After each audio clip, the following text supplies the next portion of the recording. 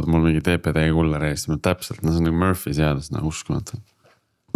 Ja kuule. Kullerid on jah nagu klassika, et saabuvad alati valel ajal. Ma ei taha ette ära sõnuda, aga mul peaks ka üks pakk tulema tänase päeva jooksul. Nii, ma võtan enda paki vastu, sest ta juba sõits maja ette. Ma ei tea, miks nad üldse helistavad? Viisakad. Teeme ära siis. Võtame jah paki kandmise asemel põnevamat teemat.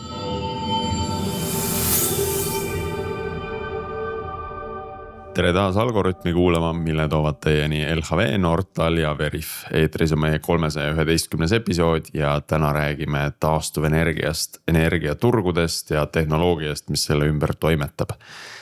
Meil on külas Paul Post, Sunly IT-juht ja Martin Siitam, kes on Sunly süsteemi insener. Ehk siis kõik tehnoloogia tipud on kohal. Saame siis tuttavaks ka. Paul, alustame sinust, et räägi võib-olla mõne lausega endast, et millega sa Sunlys tegeled ja mis sind sinna tõi ja millega sa varem oled kokku puutunud, mis valdkondadega? Jah, mina Paul ja Sunlys tegelikult mu ametinimetus vahepeal muuti IT digitaliseerimise ja küberturbe juht, mis on ka omate funny story. Kleebiti vastutus juurde ühes näge. Põhimõtteliselt küll, ei, IT juhtis võrdsustati arvutid ja kaablid, et siis miks arvutitele ja kaablitele on nii palju raha vaja, et meil ei ole ju nii palju arvutid vaja, et siis laiendame natuke seda amplaad, et me tegelikult tegeleme rohkemate asjadega. Sa pead sinna AI pead ka vahele kleepima, siis tuleb kohe raha palju rohkem.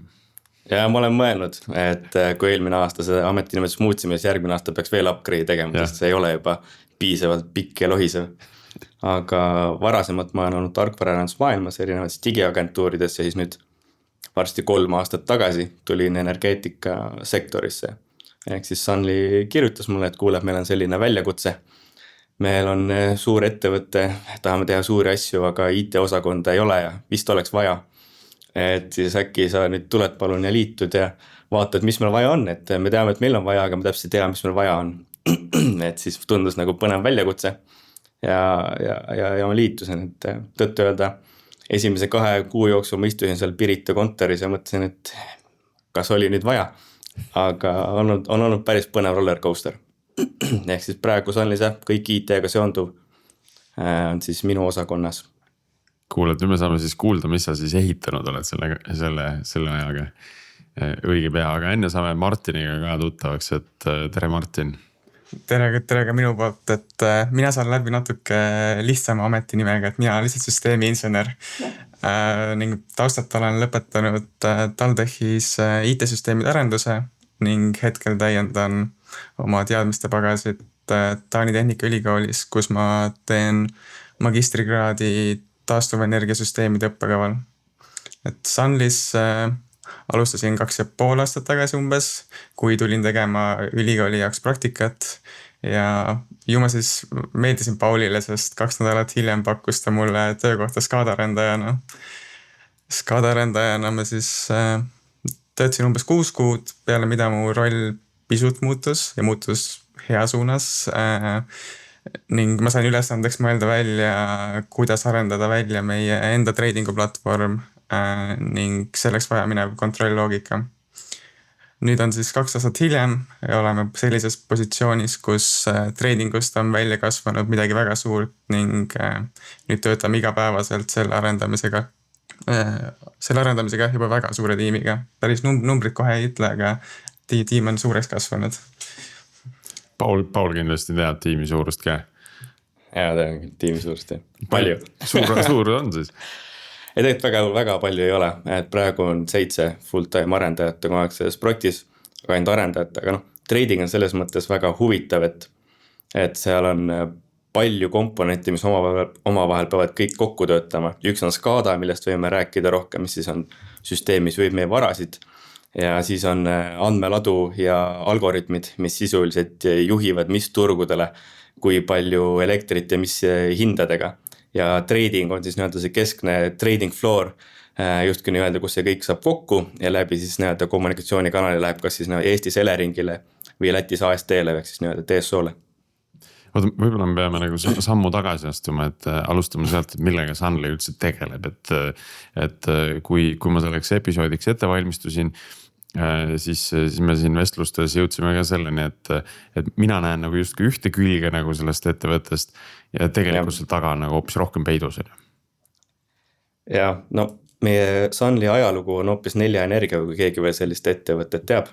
Praegune siis nii-öelda Enefit Green, aga need, kes varem siis nii-öelda 3 Priit, Kalle ja Martin asutasid 6 aastat tagasi siis uue ettevõtte, et arendada ainult taastuvenergia varasid, päike, tuul ja salvestus. Ja siis nüüd viimastel aastatel ilmselt on see esindus nagu, kui see Sunly veebi loed rohkem, on siis kogu see jaeäri pool, ehk siis sul on võimalik siis juurest elektrit osta Sunlylt ka, ehk 100% taastuvenergia otse sinu pistikust. Aga taustal, kus see põhifookus on see, et me arendame enda kommertsvarasid, suured päikesepargid, tuulepargid ja salvestuslahendused Eestis, Lätis, Leedus ja Poolas. Selle peale me oleme väga palju rahaga kaasanud ning siis kogu see elekter maha müüa või üks osa vähemalt sellest siis on välja arenenud sellest Sunly jaeäri pool, kes siis töötab äri- ja eraklientidega. Ja meie IT-n oleme siis seal igal pool embedded toetav üksus. Nii, ja kuidas see trading sinna kokku miksitud on, et osa müüte nagu jaeäris maha ja osa läheb siis sinna platvormile müüki? Jah, see alguslugu on väga põnev, Martin võib selle täpselt rääkida, et miks me üldse sellega tegelema hakkasime. Ja noh, see tuli eriti oluliseks peale siis Eesti desünkroniseerimist Venemaast, millega avanesid uued energiatulud, ehk siis mitte ainult Sunly, vaid kogu turg on muutunud ja kõik taastuvenergia või lihtsalt energeetika ettevõtted on pidanud sellest tulenevat ennast ümber positsioneerima. Et ega paar aastat tagasi me ei teadnud üldse, et seda suunda me võiksime minna ja see kuidagi skaleeris väga kiiresti ja väga suureks, aga see sai väga, ütleme, üsna randomly sai see kõik alguse väiksest MVP-st kuskil Skadast. Martin ütles, et tahaks veits proovida. Ja nii see algas, et kui traditsiooniliselt elektrimüük nägi välja selline, et päev ette müüakse elekter maha nii, et sul tarbimine ja tootmine oleks tasakaalus on ja siis päevasiseselt said pisut korrektuure teha. Aga nüüd, kui jõudsime olukorda, kus pidime hakkama ka ise oma võrgu stabiilsuse eest vastutama, siis tekkis väga palju lisavõimalusi, kuidas raha teenida oma varadega. Ja kuna, nagu kindlasti olete näinud, siis suvel käivad hinnad korralikult miinuses ja ega sellise hinnaga keegi väga elektrit toota ei taha, siis läbi tradingu ning läbi nende uute sagedusturgude oleme leidnud endale võimaluse, kuidas ikkagi päris hästi raha teenida ka negatiivsete hindadega. Ja nagu Paul mainis, siis tegelikult see projekt sai alguse päris huvitavalt. Täpselt nii nagu ütlesid, täitsa Skada seest, kuna esialgu, kui ma Sunlyga liitusin, siis meie IT-keskne toode justkui ainuke asi, mille Eesti IT vastutas suuresti, oli Skada. Mis asi see on? Mina ei tea, ma olen täielik võhik selles vallas. Skada on ja mina tulin oma IT taustaga, tulin Sunlysse ja polnud kunagi kuulnud, mis asi see Skada täpselt on. Aga ja nüüd sa kasutad seda ühes lauses peaaegu 2-3 korda. Ja sellel ei olegi, ma ei tea, eesti keeles mingit väga head sellist definitsiooni. Ma korra ütlen ingliskeelse definitsiooni välja ja siis seletan lahti, mida iga komponent sealt tähendab. Et Skada on siis Supervisory Control and Data Acquisition. Ehk siis Skada peamine ülesanne lihtsalt lahti seletatuna on see, et võimaldada reaalajas seadmete jälgimist, andmete kogumist ning kaugprotsesside juhtimist läbi siis enam-vähem kasutatava kasutajaliidese, et midagi väga ilusat seal ei ole, aga ütleme nii, et baasasjad saab sellega tehtud. Python ja Java segu on väga huvitav programmeerimiskeel, Python, kui keegi sellest midagi kuulnud on. Ja, et seal sees on skript programmeerimine täitsa võimalik. Jah, nagu Paul ütles, siis see keel seal, mida kasutatakse, on Python. Probleem on sellega kõva see, et see on siis Python 2.7 ja mingi väga vana Java versiooni segu. Väliste teekide importimine väga keeruline, peaaegu et võimatu, nii et kui sa soovid midagi kasutada, nagu mina tulin siia, et olen harjunud sisse tõmbama juba valmis tehtud teeke, siis kahjuks Kadas pidi tihtipeale nullist mingi asja valmis kirjutama, kui tahad sama funktsionaalsust realiseerida, et oli korralik õppekõver ning jah, sealt edasi siis jõudsimegi sinna, et nägime, et need uued turud on nagu tulemas, potentsiaal sealt raha teenida sealt saab päris hästi, on ju, meil on endal suur hulk varasid, millega mul lubati nii-öelda katsetada ja siis alustasingi, et ehitasin selle lahenduse valmis Kada sees, kasutades siis seda Jythoni keelt.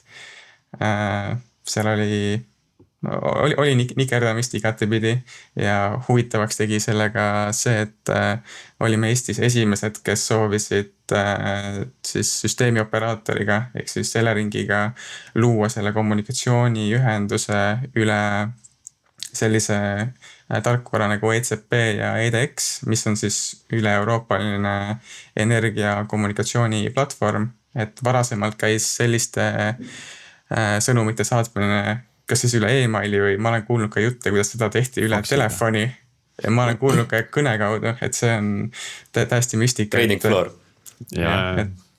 Et kujutage ette, et süsteemi stabiilsust, et meil see võrk ikkagi oleks seal 50 Hz juures tagati läbi selle, et keegi tegi telefoni kõne õigel ajal kellegile ja tundus päris ulme, kui seda kuulsin ja see ECP ja EDX-i peale üleminek oli siis päris suur asi sellega võrreldes ja protsess ise oli ka väga huvitav, Elering oli ka üpris uus selle tehnoloogiaga ja siis me koos kolistasime seal ämbrites.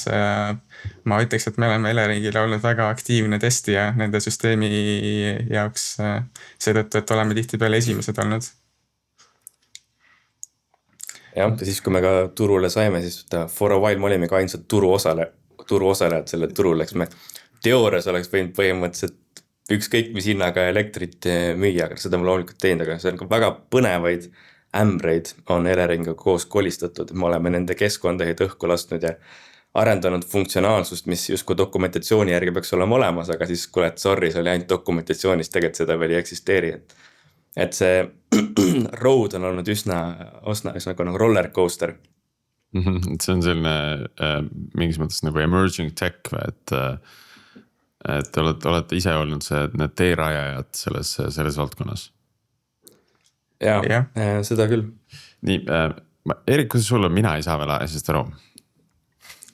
No mul on äkki peame rääkima turgudest ja mis need turud on? Ja mis need turud võib-olla on, mida me siis täpselt turule pakume, et kuidas me seda süsteemi meil stabiilsena hoiame siin. Jah, siin vist natuke sellise elektrituru toimimise arusaamise või taustateadmine tuleb abiks, aga jah, proovime seda kuidagi selle teki piiri peal hoida, et nagu mitte meie arendajatest kuulajaid ära ilmutada. Aga natuke vist peab konteksti looma veel. Ei, see arendajate ära ilmutamine on ka midagi sellist, millega me siin vahepeal oleme pidanud võitlema, et me ehitame oma seda IT-tiimi üles siin ja palkame arendajaid ja et kuidas näidata välja, et see energiamaailm ei ole siuke vana ja igav, vaid tegelikult on päris huvitav ja me kasutame viimase aja tehnoloogiaid, siis kuidagi tuleb sellest üle saada, et need baasasjad ka kiirelt selgeks teha ja arvan, ma võingi praegu selle katse ette võtta, võite öelda, kui hästi välja tuleb, et energiavõrk peab olema stabiilne, et tarbimine ja tootmine peab olema tasakaalus. Seda tagatakse läbi erinevate turumehhanismide, kus siis osapooled saavad pakkuda, et nad muudavad oma tootmist, kas seda tõstes või langetades nii, et oleks alati võrdusmärk tootmise ja tarbimise vahel. Neid turge on suures pildis võib öelda 3 tükki, kus on väga erinevad aktiveerimismehhanismid ja nendest kõige vanem on MFRR ehk siis manuaalne sageduse taastamise reserv, kus siis sinu süsteemi reaktsiooni aeg on paar minutit ning siis sa pead hoidma oma tootmisseadet mingi kindla setpointi peal, kas siis mingi 15 minutit baasjuhul või siis kuni 29 minutit mõnel erandjuhul. Siis meil on kiiremate reservid, üks nendest on AFRR, kus siis, mille eesmärk on siis juba täpsem sageduse taastamine ja seal muutub see signaal iga 4 sekundi tagant, et kujutage ette, et iga 4 sekundi tagant tuleb sulle uus signaal, et nüüd on vaja, et sa aitad turgu selles suunas, nüüd on vaja, et sa aitad turgu selles suunas. Ning siis viimane nendest on FCR ehk siis sageduse hoidmise reserv, kus siis reaktsiooni aeg on 0,2 sekundit. Ja see on midagi sellist, mida enam me läbi oma selle SCADA süsteemi teha ei saa, vaid seda peab olema kuskil tootmisseadmes lokaalselt ja ta siis analüüsib võrgu seisukorda ja aitab võrku järgi. Et need on need 3 mehhanismi, mis võimaldavad meil seda lisatulu teenida ning seda lisatulu teenida siis päris hästi. Aga et kõik need süsteemid tööle saada, siis see tehnoloogiline pool seal taga tegelikult on päris keeruline, et ei ole enam üldse selline klassikaline, et lihtsalt paned oma päikse tootma ja kõik jookseb võrku. Ja see lisatulu tuleb seal siis sellest, et kui võrgus on vaja seda tootmist rohkem, siis hind on ilmselgelt kõrgem, et sellel hetkel seda sagedust aidata hoida. Ja tegelikult siin on ka teistpidi, et vahest on võrgus liiga palju energiat ja siis sulle olenevalt turu hetke olukorrast võidakse ka peale maksta, et sa energiat sisse võtaksid või energiat ära kasutaksid. Et kujutage ette, et põhimõtteliselt teile makstakse raha selle eest, et te energiat tarbiksite, et jumala eest võtke võrgust energiat ära, maksame teile peale ka veel meeletuid summasid. Et minu jaoks oli ka see midagi väga uut. See lihtsustatult on see mõte, et see 50 hertsi, mida me kogu aeg üritame hoida, kui süsteemis läheb see sagedus langeb, siis on vaja piltlikult öeldes elektrit juurde, kuskilt peab seda juurde saama ja vastupidi, kui see läheb ülesse, siis sa pead seda elektrit ära tarbima, et seda on õiget pidi on räägin just. Ja nüüd see ongi, et ükskõik kummale poole ta sellest piirist läheb, igal juhul on vaja seal reageerida ja sellel reageerimisel on siis nagu see rahaline väärtus ja see nagu ajaline määrus seal juures, et mida kiiremini saad, seda paremini. Ja siin ongi, et see, kummas suunas ta läheb, võib juhtuda nagu, et ei ole alati nii, et pead juurde tootma, ongi täpselt see, et pead ära sööma selle kõik, mis üle on. Ja siin on need salvestusseadmed eelkõige need põnevad. Või siis mingid erilised tarbijad, kes kütavad midagi või jahutavad midagi või midagi sellist. See ongi väga, väga hea punkt, kuhu võib minna, et see on avanud nii palju uksi, et ei ole ainult mingid akud ja sellised kiired võib-olla rohkem tuntud seadmed, mis saavad seal turul osaleda, vaid turul saab ka osaleda täiesti tavaline mingi soojaveeboiler, õhk-vesisoojuspump, kellegi põrandaküte, auto akulaadija. Ma kujutan kohe ette mingi ehitusmeeles relakaga nagu vaatab siit telefist, nüüd panen käima nagu nüüd lasen. No põhimõtteliselt nii ongi, et kui sa suudad agregeerida kokku umbes nii palju ehitajad, et sul on 1 megavati jagu seda võimsust pakkuda, siis saab ka sellega minna turule ja päris hästi teenida. Et neid vingeid lahendusi tulevikus tuleb kindlasti, kus keegi mõtleb midagi väga geniaalset välja. Kõvasti relakaid vähem. Paul, sa tahtsid lisada veel midagi? Minu meelest see on ka väga põnev suund, kuhu me nüüd olemegi sisenemas. Et esimene loogiline käik meie jaoks oli enda kommertsvarad viia nendele turgudele, aga kus see põhiline turg ongi just, et kuidas saada kõik need era- ja ärikliendid samamoodi, et see on praegu, mis on see trading platvormi, mida mis maja sees arendame ja järgmine suurem tükk on, kuidas tuua sinna sisse kõik need õhk-vesisoojuspunbad ja boilerid ja elektriautid ja whatnot ja agregeerida need kokku siis meie portfelli ja seeläbi siis, kui sul on kodus näiteks soojuspump, siis saad nii-öelda passiivset tulu iga kuu sellest, et meie võtame sinu varad ja treidime läbi enda süsteemidega. Aga see on selles suhtes keeruline, praegu see trading süsteem tunneb ainult neid SCADA tehnoloogiaid, aga kui me hakkame siis tooma igasugused elektriauto laadijad, õhk-vesisoojuspumb, whatnot, hoopis teistsugused tehnoloogiad ja kuidas need kõik kokku siis lõpuks sinna trading platvormi tuua, et see on see väljakutse, mida praegu Martin lahendab.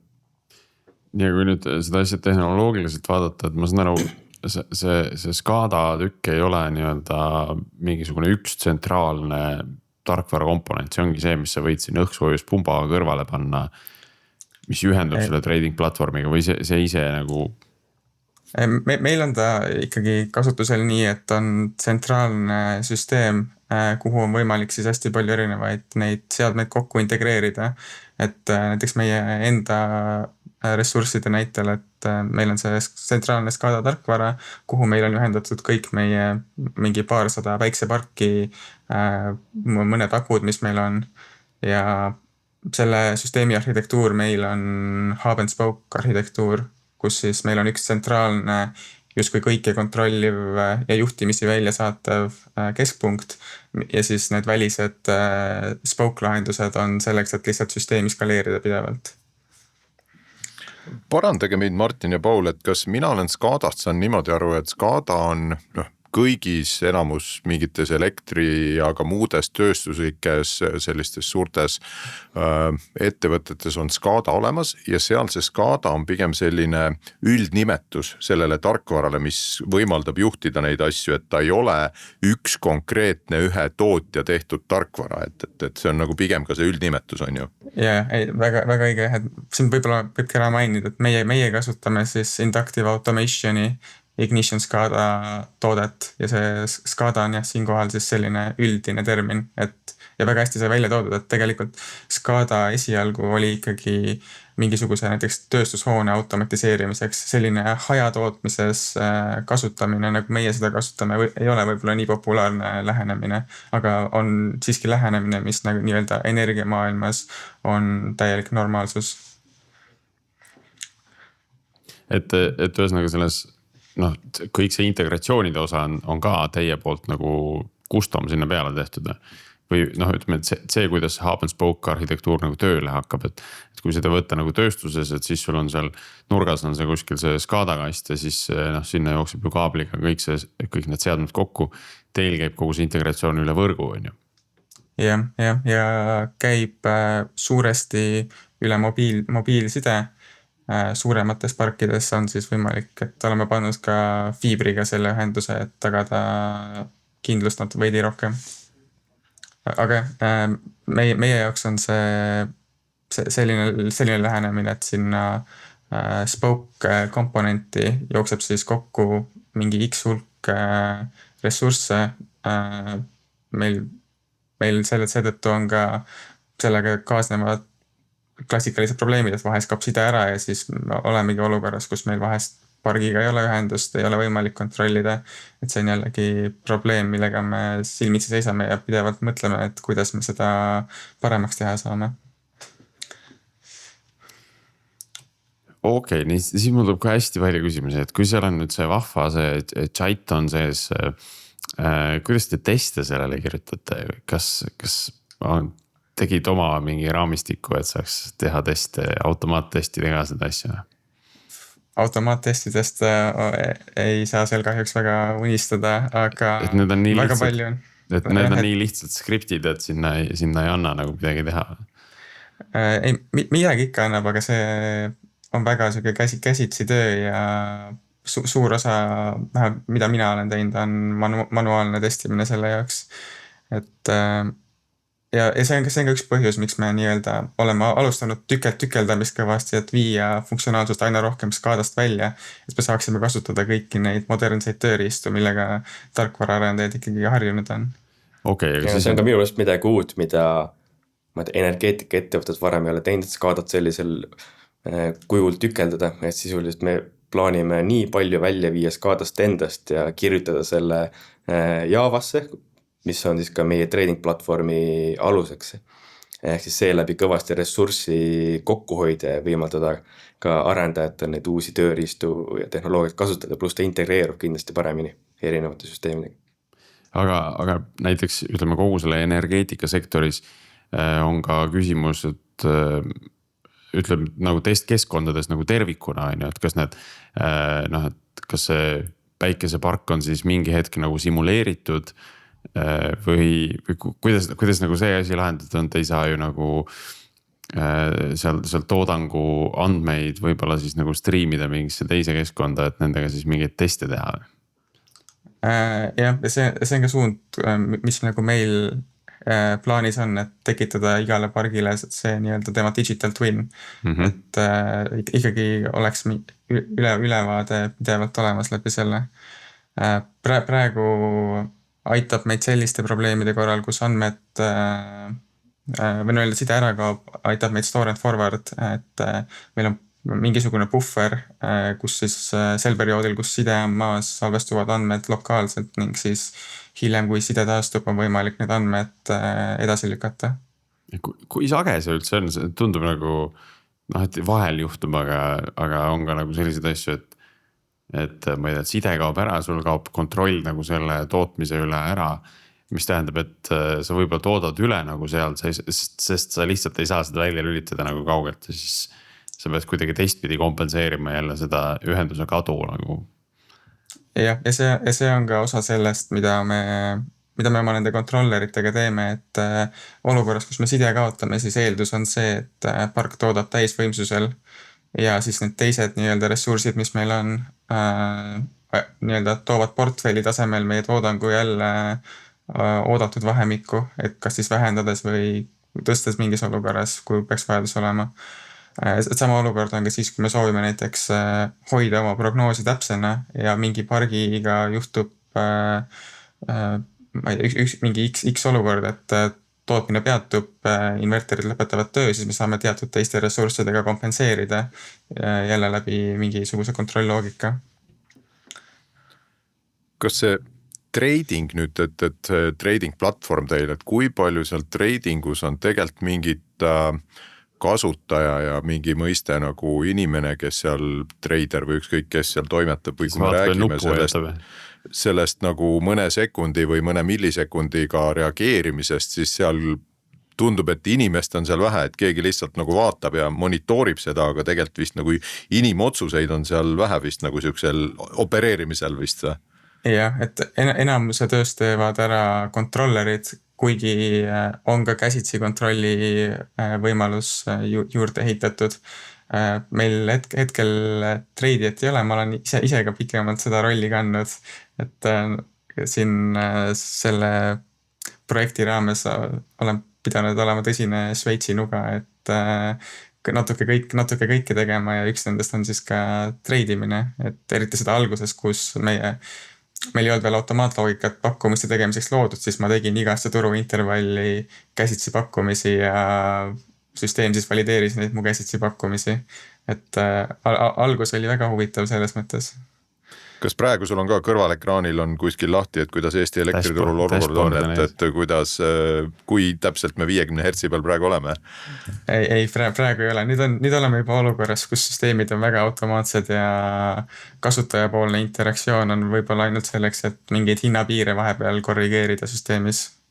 No see algoritm on seal ju lihtne, et kui hind on kõrge, siis müüd ja kui hind on odav, et siis ostad ja et jah, suures pildis küll ja alustasimegi täpselt nii, aga nüüd kui sul on neid turge rohkem, siis sa hakkad juba optimeerima hakkama, et kus turul on optimaalsem mingil hetkel müüa ja siis kaob see lihtsus väga kiirelt ära ja see valideerimispeavalu tuleb päris suur.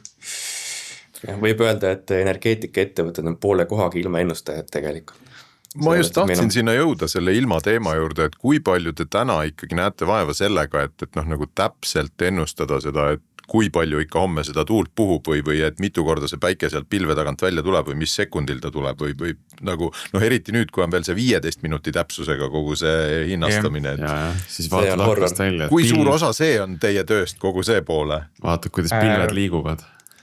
Nagu Paul ütles, siis poole kohaga oleme ilmaennustajad, et meil on mitmest eri mudelist kokku pandud PV-ennustusteenus, mille alusel me siis oma päiksevaradega turule pakkumisi saame teha. Ja ei ole üldse lihtne, et kui jõuame siin Läti turuni, siis seal on väga ranged kriteeriumid sellele, et kui täpne su ennustus peab olema, et turul osaleda ja selle täpsusklassini jõudmine on tehniline probleem juba mitte ainult see ennustusprobleem, sest puhtalt ennustusega me ei suuda sinna jõuda. Aga ongi, et Lätis pead sa sisuliselt, kui Eestis tegema pead, Lätis pead enne andma konkreetse baseline'i süsteemiga kaasa, et mis intervalliks kui palju ja pärast nad kohe, kui intervall saab läbi, võta otsu selle eest vastutusele ja kui sa oled 15% vist oli ette antud, et kui sa päeva peale su ennustusviga on kõrgem kui 15%, siis peale paari korda saad kohe turult disklahvi. Alguses tundus nagu okei, et enam-vähem, aga me vaatasime oma esimese mudeliga, siis me ei jõudnud nagu nowhere near sellele vajalikule protsendile. Ja siis me hakkasime benchmarkima erinevaid teenusepakkujaid ning me ei jõudnud ikka sinna 15% peale ja me rääkisime teiste turuosalistega ka ja siis, et see on täiesti ebarealistlik asi, mida teha. Ehk siis kuidas sa päriselt seda saavutada läbi ennustamise ja sama teiselt poolt toodangu piiramisega. Aga algoritmidel, igasugustel prognoosidel, mina julgeks väita, et sisuliselt energiaturgu juhivad ka algoritmid, mitte eraminimesed. No see Läti on hirmus koht, me oleme siin jah, muidugi, me oleme mingis episoodis, me rääkisime ka nendest elektriautode laadimisjaama võrkudest ja seal siis tuli ka välja, et selleks, et sa saaksid Lätis panna sinna jaama külge siis selle kaardi lugeja, et sa saaks kohe nagu piiksutades maksta nagu selle laadimise eest, sul ei ole mingit eraldi äppi vaja.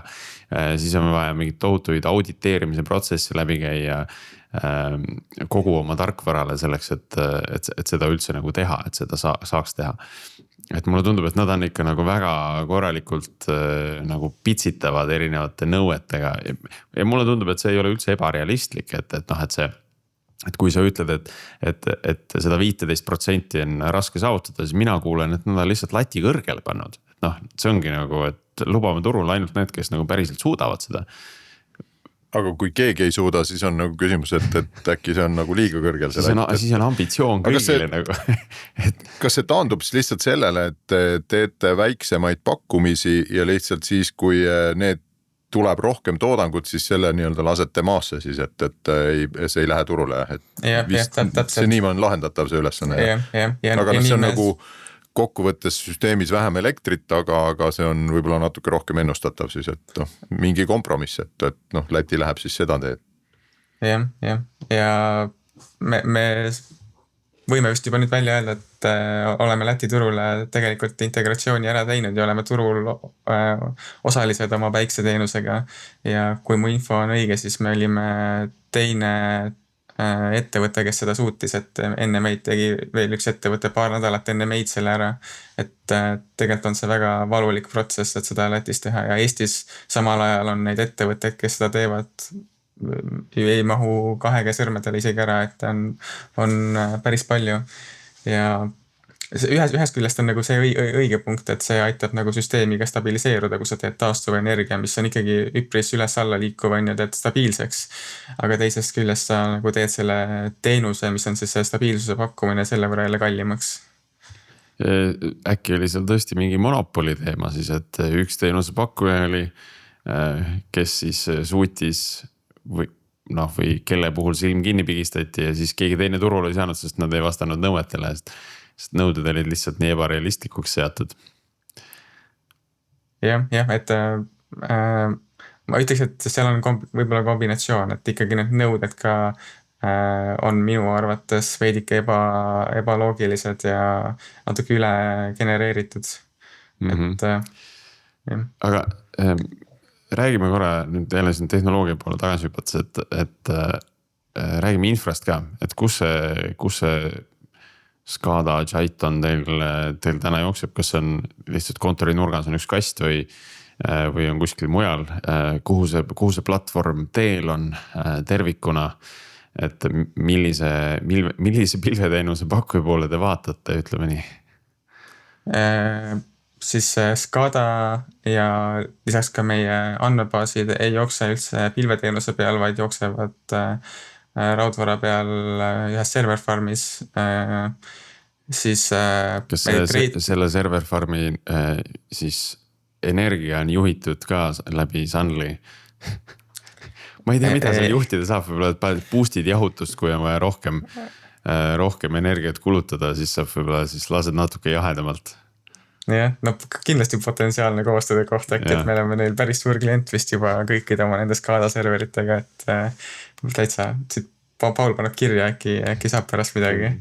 Aga maht on sellest suur, sellest mingi triljon andmekirjad minutis või midagi sellist. Ei, minutis ei ole, aga kuu peale on võib-olla triljonid. et meil on see andmete hulk, mida me SCADAst kogume, on ikka meeletu ja ütleme nii, pikalt me ikkagi ei teinud liiga palju nende andmetega, et kujutate, et sul on triljoni kirjeid tuleb peale, aga sa ei tee nende andmetega väga midagi, et see on, et päris selline nagu meil see punkt, kus me alguses SCADAga olime ja nüüd me vaikselt oleme sinna peale igasugust loogikat hakanud ehitama, et olla rohkem andmepõhine oma otsustes ja oma algoritmidega ja kõige muuga, mis sellega kaasneb. Aga tulles tagasi selle infra juurde, et katame selle teema võib-olla kiirelt ära, siis ülejäänud teenused on meil pilve peal nii Hetzneris kui Azure'is. No väga lahe, et Hetzner käib ka kuskilt läbi, et meie kasutame ka Hetznerit natukene, mitte küll väga suures mahus, aga jaa, täitsa hea teenusepakkuja, kui keegi ei tea. Ja, meie oleme ka nendega päris rahul. Nii, kui nüüd nende andmete juurde tagasi tulla, et need istuvad lihtsalt kuskil andmebaasis või on mingisugune teistmoodi targem lahendus, mingisugune data lake või mis struktuuriga need andmed üldse on, kas nad on kuidagi struktureeritud? Et see on ka see meie SCADA teenuse pakkuja üks päris huvitav omadus, et SCADAst tulevad andmed time series kujul ja kui standardne time series on siuke üpris tekstifaili sarnane ja väga optimeeritud sellele, et oleks kõrge läbivus, et hästi palju kirja saada kiiresti, siis see Ignition SCADA, nad on teinud selle huvitavalt, et nad võimaldavad seda time series andmestikku kirjutada relatsioonilisse andmebaasi, mis lihtsustab igasuguseid väliseid integratsioone erinevate BI tööriistade meie andmelaoga, et saad kirjutada standardseid SQL päringuid põhimõtteliselt, et selle info sealt kätte saada. Ja see on, aga see, et ta seda salvestab relatsiooniliselt, see tuleb kindlasti nagu skaleeritavuse hinnaga, on ju, ja peab tegelema partitioning uga ja muu sellisega, et see süsteem meil skaleeriv oleks ja see on ka probleem, mille me oleme nii-öelda omal nahal läbi teinud, et me jõudsime sinna punkti üks hetk, kus see süsteem ei olnud enam skaleeruv ja siis pidime ümber mõtlema seda lahendamissalvestust või seda salvestamislahendust endal ja ma arvan, et nüüd me oleme jõudnud lahenduseni ja see SCADA tiim on meil väga head tööd sellega teinud, kus on meil tulevikus niimoodi skaleeritav, et meie andmeladu saab sealt selle informatsiooni väga hästi kätte. Jälle kiire vahelevõige tehnoloogiasse, siis andmeladu on meil Databrixis ja see on ka meil aluseks nii-öelda selle ettevõtte üle selle initsiatiivile, et olla rohkem data driven. See on väga kiht. Lihtsalt nagu taustaks, ma ei tea, kuidagi see ma saan aru nagu nüüd sellest fenomenist, mis te räägite, et see energeetikasektoris kõik tundub hästi, et kui me räägime siin sellest SCADAst ja Jython, et siis kõik tundubki selline, on ju. Ja siis samal ajal kõrvale nagu tulevad nagu Databricks ja pilveteenuse pakkujad ja siis sellel hetkel käib nagu mingi klõps käib nagu peas ära, et ootad, et ma kogu aeg tulen tagasi sellesse reaalsusesse, et päriselt ongi nagu moodsad tehnoloogiad, on ju. Aga lihtsalt kuidagi see sektori, ma ei tea, mingi bias on seal sees nagu, et kõik on selline hästi tööstuslik ja hästi riistvara lähedane ja kirjutatakse nagu C-koodi ja Jythonit ja et neid asju nagu automatiseerida. See on midagi, mis on, see on olnud ka midagi, mis on olnud meile sellest suur väljakutse, et kuna me oleme väga intensiivselt, siis ütleme seda IT-osakonda skaleerimas, siis me peame väga palju seda story't müüma. Et mida me päriselt teeme ja inimesed tulevadki täpselt selle sama arusaamaga, et kuule, ma ei viitsi küll siin mingisugusele paneelidele mingi tarkvara väga kirjutada, et millest sa siin räägid. Aga mis meie eelis on see, et kõigest sellest, mis me praegu siin räägime tehnoloogiat ja mõttes, et 2,5-3 aastat tagasi seda Sunlis ei eksisteerinud. Me alustasime kõiki domeene nullist, mis on meile, minu jaoks on see nagu privileeg, et kui tihti sa saad sellises mahus infrat nullist sisuliselt teha niimoodi, et see kõik päriselt töötaks ja me oleme eriti pannud rõhtu, me teadvustame iseendale seda, et kui meil on see võimalus, siis teeme need asju palun korralikult.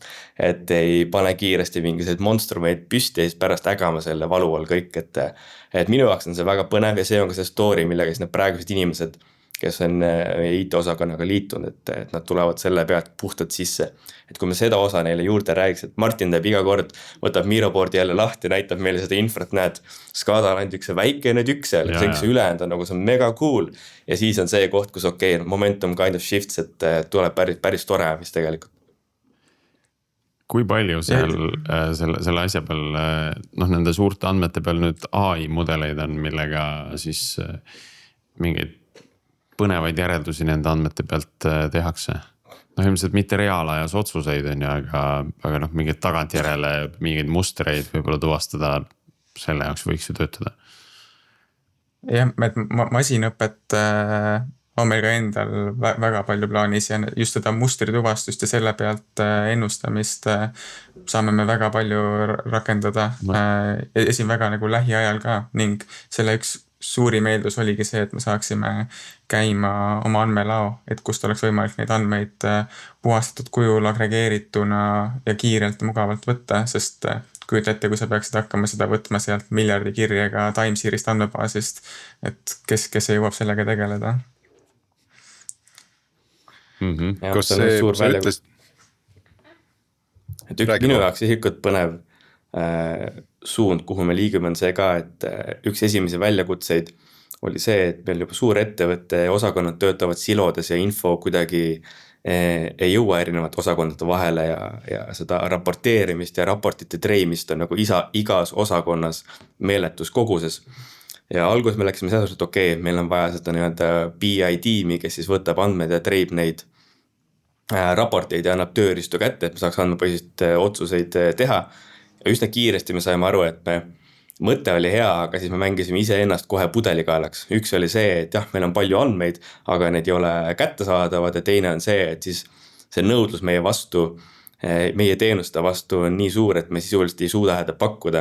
Ja mõtlesin, et mida siis teha ja jõudsime sellisele lahenduseni, et me ehitame kogu oma raporteerimiskihi üle generative BI ja mis selle fancy termin, ehk siis mis see sisuliselt tähendab seda, et inimesed saavad teksti kujul vastu meie andmeladu päringuid esitada ja siis saavad sealt vastuseid. Ehk siis meie andmetiim toob andmelattu kõik ettevõtte andmed, mis erinevates osakondadest on, siis seal vahel on nii-öelda semantic layer, mis sisuliselt tõlgib kõik need andmed ärikeelde ja vastupidi ja inimene sõltuvalt kuhu gruppi ta kuulub, et ta see kõigele ligi. Aga endale relevantsetele andmetele saab ta ligi, ta saab siin esitada küsimusi, tee mul ülevaade sellest või koosta mulle raport selle kohta. Ehk siis me oleme justkui kogu selle analüütikate osa viinud erinevates osakondades sisse ja meie ülesanne on ainult pakkuda seda infrat. Et me ei ole veel nii kaugel, kus see lõpuni töötab, aga juba piisavalt kaugel, et kogu see nii-öelda esimesed MVP-d on tehtud ja nüüd me hakkame seda skaleerima. Aga see on see mõte, kus me näeme, et me ise ennast saaks pudelikaelast välja kirjutada. Kas see on midagi, mis te olete ise kokku pannud või on siin ka mingi toode nagu peale võetud? Ma tean, Super Simple näiteks teeb midagi natukene sarnast, et sa saad siis kirjeldada, millist raportit sa tahad ja siis genereeritakse sinna taha siis nii-öelda see raporti definitsioon. Jah, me oleme tegelikult Super Simple'iga rääkinud ka ja nii-öelda mõelnud selles suunas, aga me nägime, et see ta ikkagi teeb meist natuke sellest teenusest sõltuvaks ja ta ei nagu meile ootuspäraselt nii väga ei töötanud, mitte et oleks halb toode, aga lihtsalt meie kontekst, kuna me oleme nii suured, siis me nägime, et meil on mõistlikum see majja sisse võtta, et Databricksis on selline funktsionaalsus või toode nagu Jenny, miks siis sisuliselt täidab sarnast funktsiooni, kus ta võtab sulle andmelaost vajaliku info ja siis tõlgib selle teksti keelde. Ja meie näeme seda niipidi, et kuna me tahame hästi targalt töötada, siis meie kontseptsioon on selline, et inimesed esitavad Slackis küsimusi vastu mingisuguseid agente või mingit keskkonda ja see siis pärib läbi selle Genie sinna Databricksi ja toob selle info tagasi. Ehk siis see on see kontseptsioon, mida me praegu välja töötame, et oleks võimalikult lihtne inimestele, et me ei taha sisse tuua veel mingit järjekordset platvormi või järjekordset tööriista ja lõpuks on meil terve hunnik erinevaid platvorme, mida hallata, vaid me üritame 2-3 ja siis kõik need omavahel piisavalt hästi tööle panna, et inimestel oleks seda lihtne kasutada. Ja seeläbi siis lahendada see silode probleem ära. Et see semantiline kiht, mis seal on, suudab siis seda tagurpidi tõlkimist ka teha, et see inimese sisend siis tõlgitakse nendeks baasi väljadeks, parameetriteks ja põhimõtteliselt päringuks siis nagu teisipidi. Jah, põhimõtteliselt küll, et on jällegi nagu iga AI mudeliga, et ta muutub ajast targemaks, et ikka nagu alguses paneb veits teibaid, aga testperioodi jooksul me teadvustame iseendale, et see on fine. Ja meie eesmärk on jõuda sinna, kus me ilmselt poole aasta või järgmise aasta jooksul saaks selle piisavalt hästi käima. Ma tean, et Eestis on selle hästi teinud ära Bigbank, kui ma ei eksi, siis me oleme selle inimesega suhend, kes selle seal ära tegi, et me sealt veidikene võtame šnitti ja paneme selle natuke teisse konteksti endale sobivasse ja teised tööriistad, aga me teame, et Eestis vähemalt üks ettevõte on selle ära teinud. Bolt vist teeb ka seda päris okeilt, aga rohkem ma nagu ei tea, jah. No vot, see on küll kihvt use case, võib-olla sellest võiks täitsa nagu mingi episoodi tegema, kuidas seda üles ehitada, et minu jaoks on, siin on ka see huvitav fenomen, et hiljuti siin oli tugev arutelu sellel teemal, et kas meie digiriik kasutab liiga palju rätsep lahendusi, et võib-olla peaks rohkem nii-öelda neid tooteid off the shelf võtma, aga samas et nüüd ma jälle nagu kuulen seda, et justkui nagu off the shelf toode on olemas, aga see suund või see valik on tehtud ikkagi, et tahaks rohkem paindlikkust, tahaks rohkem kontrolli, et täiesti arusaadavad argumendid, mis kallutavadki sageli selle ise ehitamise poole. By default ma olen nõus sellega, tegelikult meie lähenemine on olnud selles suhtes üsna avatud ka, et me otsime alati enne seda karbitoodet ja kas see meile sobib, et ei ole mõtet ise jalgratast hakata leiutama. Ja me tegime tradinguga täpselt samamoodi, et neid teenusepakkujaid praegu on, aga me nägime, üks on see, et selleks, et selle valmis tootega integreerida, see on siuke nagu 6-9 kuud intervall. Me teadsime, et me praegust momentumit kasutades ja arendustiim, me jõuame ise juba selle ajaga enam-vähem sama kaugele. Pluss, kuna meil on nagu need kõik komponendid majas sees, meil on oma varad, oma jaeäri, ehk siis meie jaoks on lihtsalt loogiline see kõik ise ära arendada. Et ma ütlen, minu nägemus selles on see, et mingist skoobist alates, kui see sinu jaoks on väärtuslik, siis on seda rätsep lahendus okei. See on mõistlikum tegevus, aga by default mingites kohtades kindlasti ei ole mõtet, et me ei hakka ise uut ChatGPT-d tegema. Õudselt mulle meenub jälle see Eleporti episood, mis me tegime, kus ka nende infra või nende, ütleme siis arhitektuur liikus, ma nüüd võin seda täiesti vales järjekorras öelda, aga et bespoke nagu custom lahendus, siis võeti toode ja siis mindi nagu sinna custom'i juurde tagasi. Aga et lihtsalt kuidagi ettevõte läbibki enda mingisugused etapid, eks ole, kus ühel hetkel on võib-olla see riiulist võetav lahendus mõistlikum, aga seda peab nagu alati kaaluma, et seda peab nagu väga teadlikult tegema seda valikut, nagu kõiki muid arhitektuurseid otsuseid, eks ole. Jah, see on olnud sellest väga huvitav väljakutse, et kuna IT-osakond oma eksistents on alla 3 aasta vana ja kui mina liitusin, siis sisuliselt kedagi olnud, et 2 kaad arendajat oli, me istusime Pirita topi kööginurgas kuskil paari laua taga, siukene IT-osakonna alge, kus kogu ettevõte rääkis, kui mina tulin kultuurikatter, fancy keskkond, kõik tarkvaraarendus, räägid sama keelt, tuled siia, räägid arendusest, et need paneelid ja see raud ja see, et esimene aasta ja natuke rohkem läks aega lihtsalt, et selgitada inimestele, et mis IT on ja mis on tarkvaraarendus, et sellises keskkonnas, kus inimesed ei tea tarkvaraarendusest nagu suurt midagi arusaadavatel põhjustel, jõuda sellesse faasi, kus on kogu ettevõtte strateegia ja nüüd on nagu tech-driven, ma arendame enda suuri platvormi ja kõik saavad aru, mis tarkvara on. Et see on olnud minu jaoks isiklikult kõige suurem väljakutse ja see on ääretult põnev, aga mingid hetked on küll olnud sellised nagu veidikene frustreerivad. No vot, siia lõppu olekski mõistlik üks frustreeriv hetk ära ventileerida, et võib-olla mõni selline fuck up story või midagi, mis mõni väga tugev ahaa hetk kogu selles protsessis, kus on tulnud nagu võib-olla nagu suund täiesti nagu ringi mõelda. Tradingu vaatenurgast on kindlasti mul mitu tükki neid kohe välja võtta. Siis kui täitsa Eestis veel seda esimest lahendust tegime, siis nägime dokumentatsioonist, et justkui peaks olema võimalik erinevaid võimalust pakkumisi turul omavahel linkida, et kui üks pakkumine saab aktiveeritud, siis näiteks järgmist ei tohi aktiveerida, et see aitab meil nii-öelda arendada paremat mudelit selleks, kuidas ennustada ja ette planeerida oma mingi näiteks aku laetusastet. Ja tegime selle lahenduse valmis, kõik dokumentatsiooni järgi korras, kõik valideerimised käisid läbi ja siis hakkasime seda Eleringi saatma ja siis tuli välja, et nad ei olnud täiesti järgi jõudnud oma arendustega sellele, mis dokumentatsioonis oli ning lasime sellega õnneks testkeskkonnas, aga lasime sellega testkeskkonnas Eleringi selle süsteemi õhku. Ja kellegi pakkumised ei läinud enam turule välja, ehk kui selline olukord oleks realiseerunud toodangus, siis oleks Eestis päris huvitav olukord tekkinud. Mina olen sellist asja teinud toodangus ka kunagi. Aga mitte sellepärast, et testkeskkonda ei olnud lihtsalt. Ja mitte energiaturul, aga mujal, aga see lugu jääb teiseks korraks. Mis oli ka põnev. Tegelikult hästi sarnane story, anti ette dokumentatsioon, öeldi, et siin on keskkond. See keskkond oli toodangkeskkond ja siis see oli ka huvitav. Aga mis siis sai? Elering tuli tagant järele ja tegi valmis selle linkimise funktsionaalsuse. Jah, et nüüd on see igasugune linkimine võimalik, aga meie jaoks oli see päris frustreeriv, sest me olime sinna alla pannud korralikult aega ja selle asemel oleksime võinud töötada võib-olla mõne muu funktsionaalsuse kallal.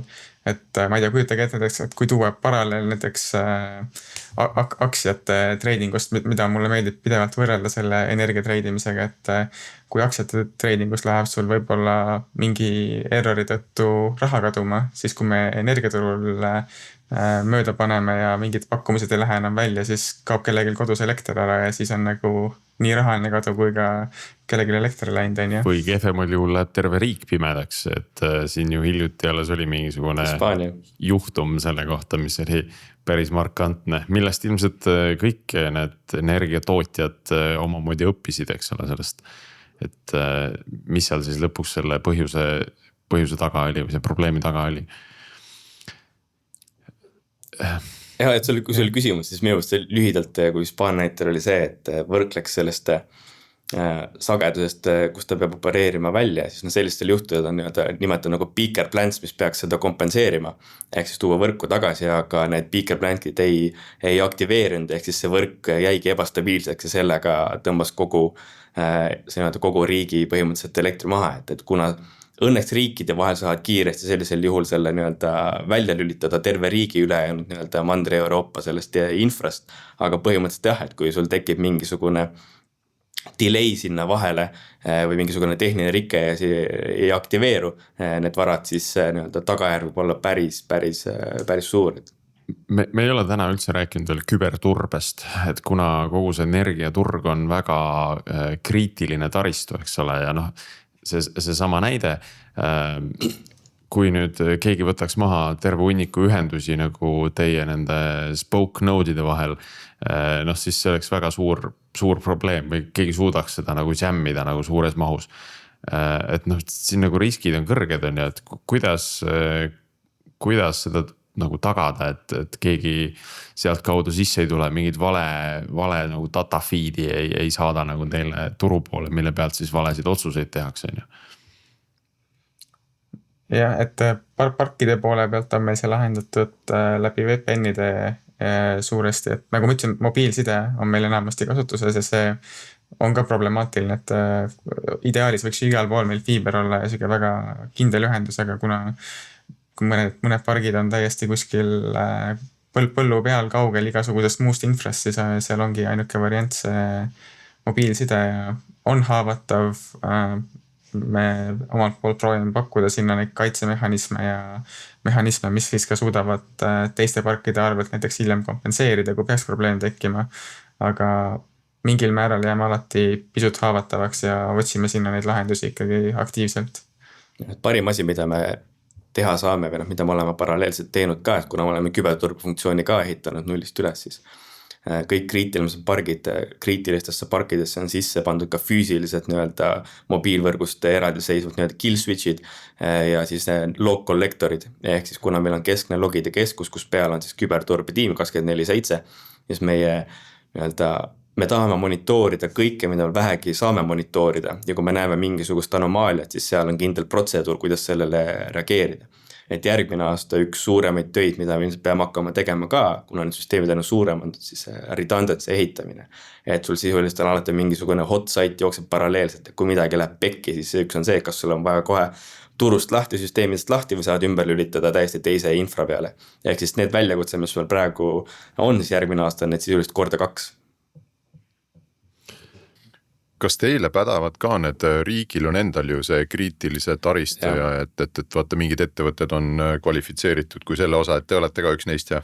Veel ei ole, aga see ongi nüüd, kuna riik siis langetas seda ETO definitsiooni megavattide arvu, ehk siis järgmisest aastast rakendub see meil samamoodi, et me oleme tegelikult juba laias laastus tegelikult vastav nendele nõuetele ja me oleme selle tööga alustanud, aga ametlikult siis järgmise aasta, ütleme esimeses kvartalis oleme elutähtsa teenuse osutajad ja siis sealt loomulikult on tagajärjed suuremad, kui midagi läheb halvasti.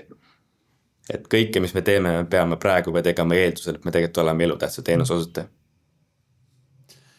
Ühesõnaga väljakutsed on suured ja lähevad aina suuremaks. Tehnoloogiline pinu on moodne ja järjest moderniseeruv. Et ütleme, tööpõld on ees lai ja valdkond on tegelikult väga huvitav. Aitäh, Paul ja Martin, külla tulemast ja seda natukene avamast meie jaoks, et kindlasti kellel on rohkem küsimusi, leiab Martini ja Pauli üles muudest kanalitest, nagu meie Discordist näiteks, kuhu võib tulla teemasid arutama, teemadele või uusi teemasid soovitama. Sealt on ka päris mitu põnevat teemat ja arutelu käima pandud ja kui on siis küsimusi Martinile ja Paulile veel, et siis ka saab sealt kaudu, eks ma kuidagi edastame need nendeni. Aitäh, Erik, osalemast, aitäh meie kuulajatele ja kuuleme taas uuel nädalal.